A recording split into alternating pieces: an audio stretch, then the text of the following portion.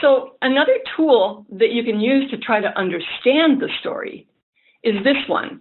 It's a prototype still, but they've given us permission to use it. It's being created by the Natural Resources Research Institute at the University of Minnesota Duluth. It's a great little tool because it gives you a chance to map all kinds of different stresses that are affecting the lake. So lakes. In this case, I've mapped watershed overall stress.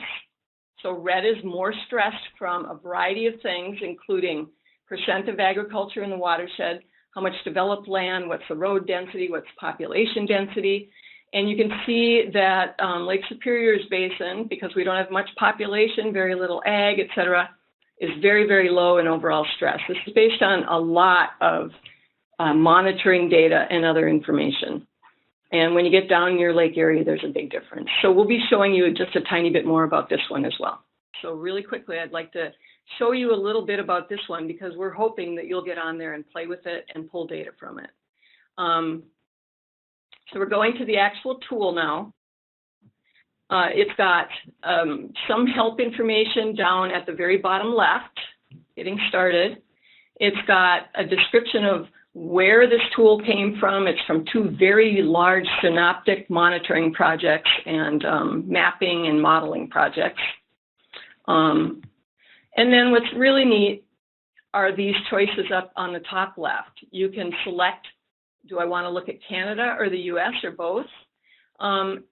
Very few of these data visualization tools really are dealing with both lakes or both sides of the lakes. So that's neat. And you can look at lakes specifically. My favorite is here. It gives me choices of different base maps, which is nice. Watershed layers, and again, this project distilled the stresses on a watershed by the factors I showed you before, so you can look at those. We could just pick, let's pick population density really quickly, and you can see that one. That one's not very dramatic. How about agriculture? Or let's see, agriculture. That one's really pretty, huh? So we can also, they did a lot of biological sampling in wetlands, and we can see the various things they did there. And finally, there is one of the portions of the project was the lakes themselves. What are the stressors? How are the stressors impacting the lakes themselves?